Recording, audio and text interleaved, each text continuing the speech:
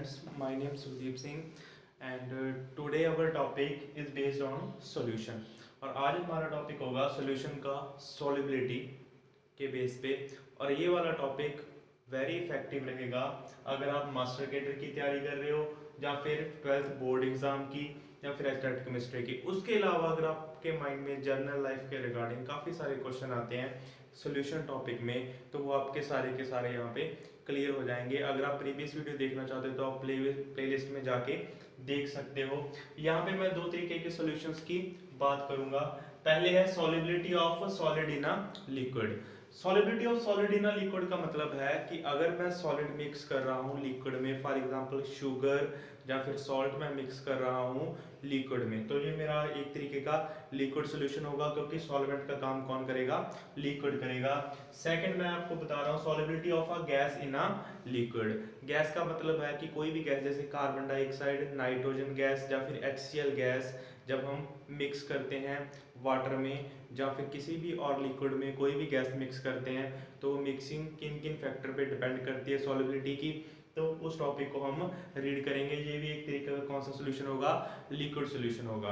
अब पहले मैं बात करूंगा solubility of solid in a liquid. जब भी कोई सॉलिड मिक्स होता है लिक्विड में, तो पहले तो एक फैक्टर आता है जिसका नाम है लाइक डिसॉल्व लाइक, और polar substance dissolve in a polar substance, like polar solute dissolve in a polar solvent.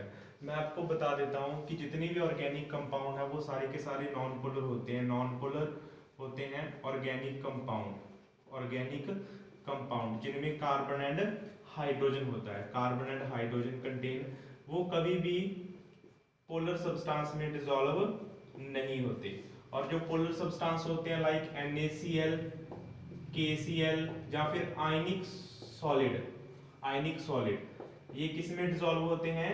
Dissolve in polar like water, like water, not dissolve in polar. Water क्या है हमारा? Polar है। ऐसा कोई भी substance जिसकी कुछ ना कुछ डाइपोल मूवमेंट हो, dipole movement in the sense उसमें आयंस की फॉर्म हो, जैसे वाटर है, वाटर का जो स्ट्रक्चर होता है ऑक्सीजन के ऊपर हाईली इलेक्ट्रोनेगेटिव होने की वजह से हाइड्रोजन के पास से थोड़े से इलेक्ट्रॉन चले जाते हैं और हाइड्रोजन के ऊपर समवट हाउ किसी भी तरीके से पॉजिटिव चार्ज एग्जिस्ट करता है। और इस तरीके का आयनिक सॉल्वेंट कोई भी हो, वो सारे के सारे नॉन पोलर होते हैं, और जिनके ऊपर कोई चार्ज ना हो, ओनली कार्बन एंड हाइड्रोजन बने हो, वो सारे के सारे क्या होंगे? नॉन पोलर होंगे। यहाँ पे देखिए नॉन पोलर की एग्जांपल, अगर मैं नॉन पोलर मेरे पास है नैप्थलीन, बेंजीन भी वैसे तो नॉन पोलर है, लेकिन बेंजीन क्या है? एक लिक्विड है। और यहाँ पे हम किसकी बात कर रहे हैं? सॉलिड की, सॉलिड इन लिक्विड की बात कर रहे हैं। अगर मेरे पास वाटर में डिसॉल्व, देखो अगर मेरे पास सॉल्वेंट क्या है? वाटर मेरे पास अगर सॉल्वेंट है, तो अगर उसमें मैं मिक्स करने जा रहा हूँ बेंजीन, या फिर ये एक अगर रिंग है तो ये बेंजीन रिंग होगी। अगर मैं इसी तरीके से दो रिंग अटैच करता हूं तो ये हमारी बन जाती है नैप्थलीन। और अगर मैं तीन अटैच कर दूं, इसी तरीके से तीन रिंग अटैच कर दूं, तो वो होती है एंथ्रासीन। एंथ्रासीन की स्ट्रक्चर देख लीजिए, ऐसे बनती है एंथ्रासीन। ये सारे के सारे क्या होते हैं? ऑर्गेनिक कंपाउंड होते हैं, और इनमें कहीं पे भी पोलर करैक्टर नहीं होता और नॉन पोलर होते हैं। और अगर इसको वाटर सॉल्वेंट का यूज करते हो आप, तो ये वाटर में डिसॉल्व नहीं होते। सिमिलर तरीके से अगर आप शुगर और सॉल्ट का यूज करोगे यहाँ पे, तो वो वाटर में डिसॉल्व हो जाएंगे। अब मैं आपको थोड़े फैक्टर्स करवाता हूँ, इनके प्रेशर का क्या इफेक्ट पड़ेगा, या फिर टेम्परेचर का, या फिर इनके प्रोसेस का क्या होता है, कैसे होता है प्रोसेस।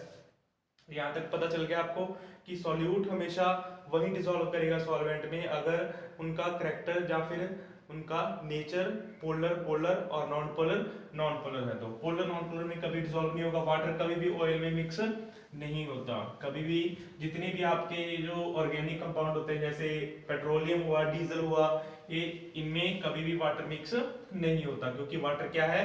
पोलर है, और ये सारे के सारे क्या है? नॉन पोलर है। एक चीज देखिए, आप समझिए, सॉल्यूट है आपका और प्लस सॉल्वेंट मिक्स करने से हमारा क्या बनता है? सॉल्यूशन बनता है। आप देखिए जैसे जैसे आप सॉल्यूट मिक्स करते जाओगे सॉल्वेंट में, तो सॉल्यूट में आपके जो सॉल्यूशन है उसमें सॉल्यूट की कंसंट्रेशन बढ़ती जाएगी। जैसे जैसे कंसंट्रेशन बढ़ रही है, इस प्रोसेस का नाम होता है डिसोल्यूशन। डिसोल्यूशन इस प्रोसेस का नाम होता है। अगर आप डिसोल्यूशन, अगर आप वाटर या फिर किसी भी सॉल्वेंट में कोई भी सोल्यूट के पार्टिकल मिक्स करते जा रहे हो, मैं शुगर मिक्स कर रहा हूँ सॉल्वेंट वाटर में, तो शुगर क्या होता जाएगा, मिक्स होता जाएगा। लेकिन एक टाइम, इस प्रोसेस का नाम होगा डिसोल्यूशन प्रोसेस। लेकिन एक टाइम ऐसा आएगा कि अगर आप किसी सोल्यूट को मिक्स करने जा रहे हो, फॉर एग्जांपल ये मेरे पास सोल्यूट है, सॉल्वेंट है, और इसमें मैं सॉलिड सोल्यूट ऐड कर रहा हूँ, सॉलिड सोल्यूट ऐड कर रहा हूँ, और ये मेरा लिक्विड सॉल्वेंट है, लिक्विड सॉल्वेंट है। तो क्या होगा, अगर मैंने 5 पार्टिकल इसमें डाले सोल्यूट के, तो 5 पार्टिकल सॉल्यूशन में साइड हो जाएंगे, यहाँ से बाहर निकल जाएंगे। 5 पार्टिकल इसके ऐड किए, 5 पार्टिकल इधर से निकल गए। तो इसमें क्या होगा, जितना आपने सोल्यूट ऐड किया वो उतनी ही अमाउंट का सोल्यूट सॉल्यूशन से ऑलरेडी बाहर हो गया। उसके बाद क्या हो गया, बाहर हो गया। और इस प्रोसेस का नाम होता है क्रिस्टलाइजेशन। ये तब अकर होती है जब डिसोसिएशन की प्रोसेस कंप्लीट हो जाती है, मतलब उसके बाद और भी कुछ मिक्स नहीं होता।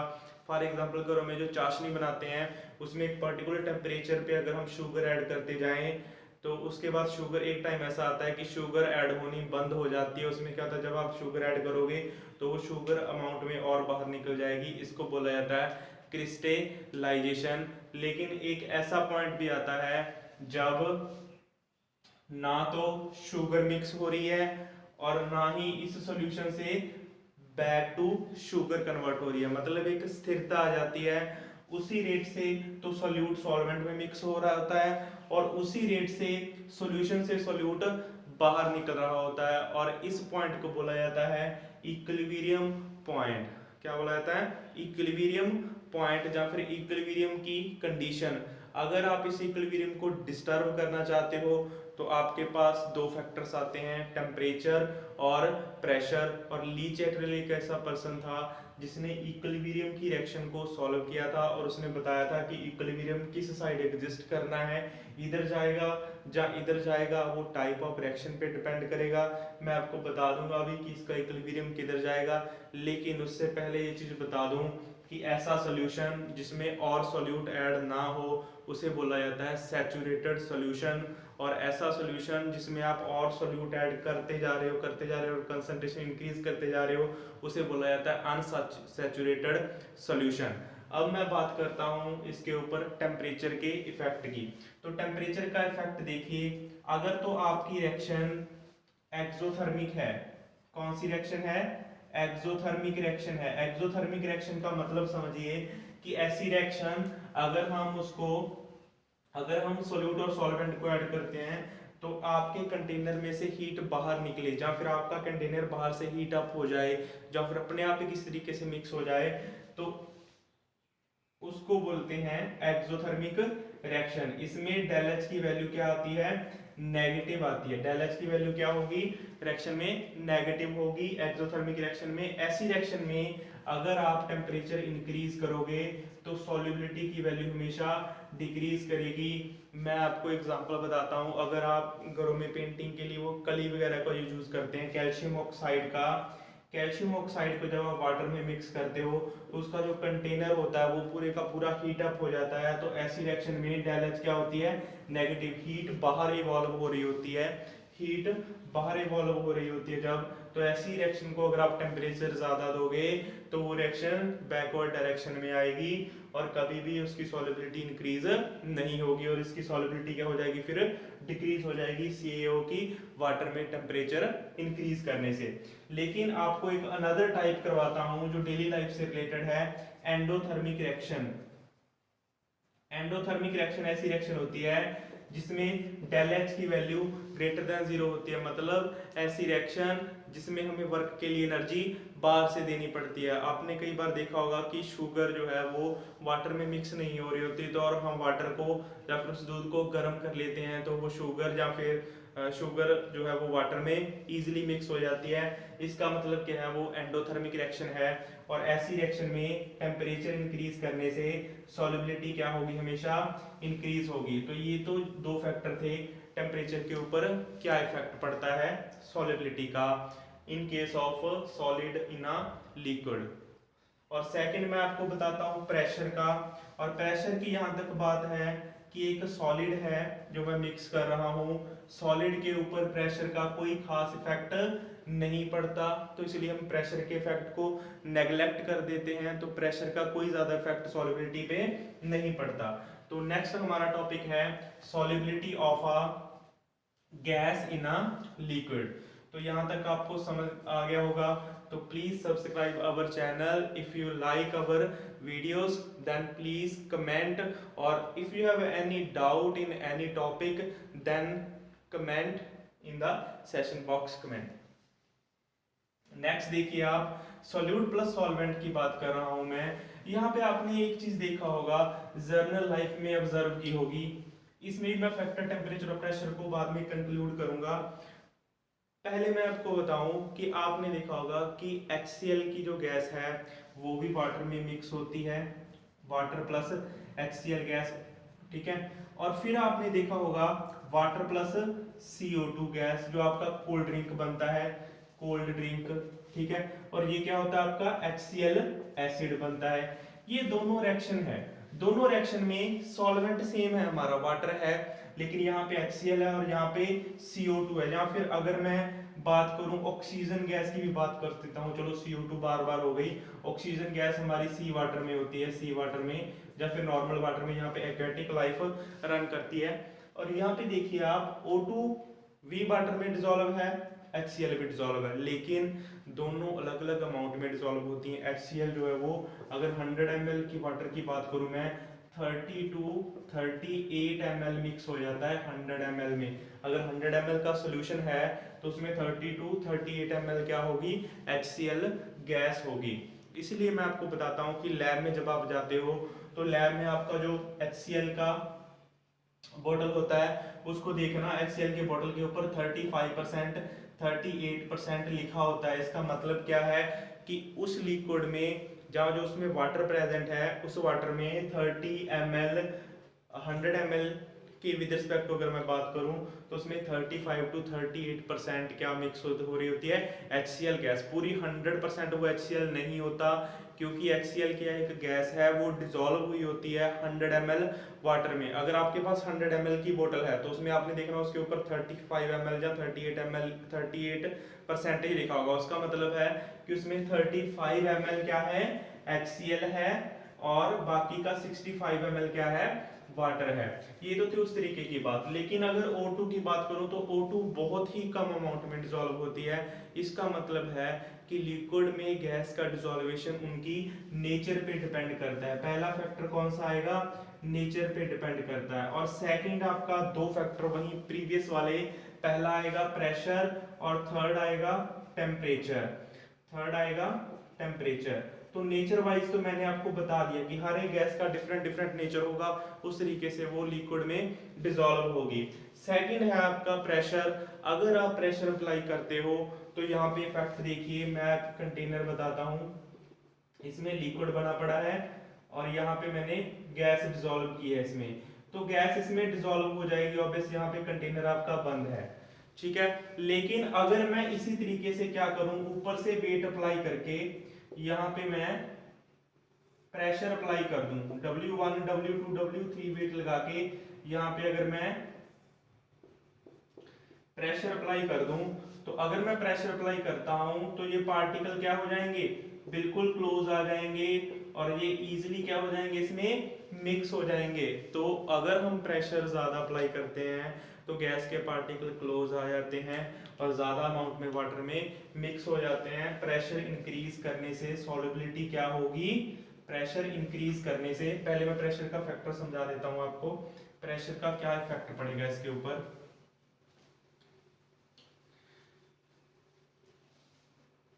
अगर आप प्रेशर इंक्रीज करते हो तो सॉल्युबिलिटी क्या होगी, इंक्रीज होगी गैस इन लिक्विड की, गैस इन लिक्विड की। और नेक्स्ट आप देखिए कि हेनरी नाम का एक पर्सन था जिसने क्वांटिटेटिवली मेजर किया कि कितनी अमाउंट में मिक्स होगी गैस अब लिक्विड में। तो उसके लिए उसने एक फॉर्मूला दिया और उस फॉर्मूले का मैं बेसिस बताता हूं कि उसने क्या क्या चीजें कंसीडर की। फर्स्ट ऑफ ऑल तो उसने कंसीडर किया एक प्रेशर को, प्रेशर उसे फैक्टर पता था। और सेकंड उसने एक चीज बताई कि मोल फ्रैक्शन पे डिपेंड करेगी, किस पे, मोल फ्रैक्शन पे। अब उसने मोल फ्रैक्शन की बात क्यों की, यहाँ पे बड़ा क्वेश्चन तो यही है कि मोल फ्रैक्शन यहाँ पे कर क्या रहा है। तो इससे पहले आपको मोल फ्रैक्शन का मतलब समझ में आना चाहिए। अगर आप डिटेल में जानना चाहते हो मोल फ्रैक्शन के बारे में तो मेरी प्रीवियस वीडियो देख लेना, पार्ट 3 में मैंने कंसंट्रेशन टर्म में मोल फ्रैक्शन को अच्छे तरीके से करवाया हुआ है, वहां से देख सकते हो। और आपको मैं रफली आइडिया भी दे देता हूँ कि मोल फ्रैक्शन का यूज कहाँ किया जाता है। मोल फ्रैक्शन एक्चुअल में वो नंबर होता है जो एक पर्टिकुलर कंपोनेंट का प्रेजेंट होता है सॉल्यूशन में। फॉर एग्जांपल मेरे पास सॉल्यूशन है ए और बी कंपोनेंट से मिलके बना हुआ, और कोई भी मेरे पास ये सॉल्यूशन बन गया। और अगर मैं मोल फ्रैक्शन बात करूं एक्स ए की, एक्स ए से नोट किया था मोल फ्रैक्शन को, इसका मतलब है कि उस सॉल्यूशन में इस ए के कितने कंपोनेंट प्रेजेंट हैं। और अगर मैं एक्स बी की बात करूं तो उस सॉल्यूशन में बी के कितने कंपोनेंट प्रेजेंट हैं। तो इसी तरीके से अगर मुझे पता चल जाए कि गैस के कितने कंपोनेंट है, ऑब्वियस बात है कि गैस के जितने ज्यादा कंपोनेंट होंगे, पार्टिकल होंगे, उतना ही प्रेशर क्या वो ज्यादा लगाएंगे। तो मोल फ्रैक्शन जितना गैस का ज्यादा होगा, या फिर गैस का मोल फ्रैक्शन xg, जहां पे लिख देता हूं मैं आपको, xg जितना ज्यादा होगा उतना ही प्रेशर क्या होगा, ज्यादा होगा। अब मोल फ्रैक्शन पे बात हो गई, लेकिन अकेला मोल फ्रैक्शन से कितना ज्यादा होगा, मतलब किसी गैस का प्रेशर इंक्रीज करने से मोल फ्रैक्शन कितना इंक्रीज करेगा, ये उस गैस के नेचर पे डिपेंड करेगा। तो इसको उसने कंसीडर करने के लिए एक और नाम दिया जिसका नाम था हेनरी ला कांस्टेंट, और उसने इस इक्विलिब्रियम के साइज को हटा दिया, KH से उसका नाम दिया और यहाँ पे x नोट कर दिया। ये था आपका हेनरी ला डेरिवेशन का जो आपका प्रूफ था, मैथमेटिकली प्रूफ। इसमें क्या बताया उसने कि प्रेशर जो है वो डायरेक्टली प्रोपोर्शनल होगा मोल फ्रैक्शन के। मोल फ्रैक्शन मतलब कितने गैस के कंपोनेंट प्रेजेंट है। ऑब्वियस बात है कि जितने यहाँ पे गैस के कंपोनेंट ज्यादा होंगे उस पे डिपेंड करेगा। और सेकंड, किस गैस के कंपोनेंट यहाँ पे प्रेजेंट है, HCl के प्रेजेंट हैं या फिर O2 के प्रेजेंट हैं। अगर मैं सॉल्वेंट वाटर कंसीडर करता हूँ तो इस KH को कंसीडर करते हुए उसने एक पूरा टेबल बना दिया। टेबल बना के उसने सब कुछ यहाँ पे सॉल्व कर दिया। KH की वैल्यू हर बार आपको दी हुई होगी और आप इसके रिलेटेड न्यूमेरिकल को सॉल्व आसानी से कर सकते हो। आपको KH की वैल्यू दी होगी, ये पता करना होगा या फिर ये पता करना होगा, प्रेशर पता करना होगा या फिर मोल फ्रैक्शन पता करनी होगी उस गैस की। तो ये आपका टॉपिक था, बिल्कुल ही आसान। सेकंड में इसकी सॉल्युबिलिटी को इफेक्ट प्रेशर के ऊपर बता दिया मैंने, और नेक्स्ट आपको बता रहा हूं मैं टेम्परेचर के ऊपर। टेम्परेचर से आपको पता होना चाहिए कि जैसे जैसे टेम्परेचर इंक्रीज होगा गैस जो डिसॉल्व है वाटर में वो क्या हो जाएगी, कम होती जाएगी। और जैसे जैसे टेम्परेचर आप डिक्रीज करोगे तो ज़्यादा से ज़्यादा गैस क्या होने लगेगी, डिसॉल्व होने लगेगी। यही रीज़न होता है कि जो एक्वेटिक लाइफ है वो कोल्ड एरियाज में ज़्यादा बेटर तरीके से सर्वाइव कर पाती है, क्योंकि कोल्ड एरियाज में टेम्परेचर लो होने की वजह से ज़्यादा अमाउंट में ऑक्सीजन वाटर में डिसॉल्व रहती है और एक्वेटिक लाइफ को ईजिली ऑक्सीजन मिलती रहती है। ये तो था आपका सॉल्युबिलिटी का हेनरी लॉ का कंसेप्ट। अगर अब मैं आपको इसकी 2-3 एप्लीकेशंस के बारे में बताता हूँ। एप्लीकेशंस क्या थी उसकी।